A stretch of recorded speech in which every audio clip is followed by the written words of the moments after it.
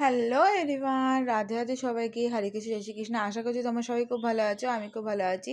চলে এলাম JC Gopu channel থেকে ছোটোখাটো মিষ্টি ভিডিও নিয়ে। গুড মর্নিং সবাইকে, শুভ সকাল। কেমন আছো তোমরা অবশ্যই কমেন্টে জানিয়ে দিও। তোমরা ফার্স্ট ব্লগে দেখলে যে জাস্ট আমি ঘুম থেকে উঠে বিছানা চুল খুলে চুল বেঁধে বিছানাটা গুছিয়ে নিয়ে আলনা জামাকাপড় গুছিয়ে তোমাদের সাথে ভিডিও করেছি জানলামালা খুলে বিছানা গুছিয়ে। তো তারপর এখন দেখতে পাচ্ছ আমি নিচে চলে এসেছি। আর এখন বেজে গেছে, টাইমটা দেখে নাও 10টা 15। আমি একদম ডিটক্স ওয়াটার রেডি করে নিয়ে চলে এসেছি। আলনা চেয়ারে জামা কাপড় গুছিয়ে জানলা মানলা খুলে বিছানা বাড়ির ফাইস তুলে বিছানা গোছানো হয়ে গেছিলো।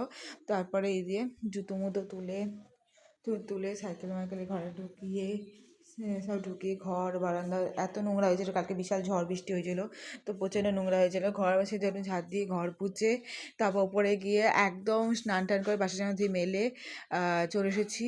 তারপর ব্রাশ ট্রাশ করে চান টান করে চলে এসেছি। তারপর এটা সোয়েটারটা ভালো করে ফ্রিজ থেকে বার করে ভালো করে জলে ছেঁকে তারপরে আবার বোতলটা ধুয়ে মধ্যে ভরে চলে এলাম। তো জলের বোতলটা রাখি এখানে। তো এগুলো গুছিয়ে নিয়েছি। এদিকে তুলসী পাতা তুলে নিয়ে এসেছি। কাল মানে পূর্ণিমা, কালকে তোলা যাবে না।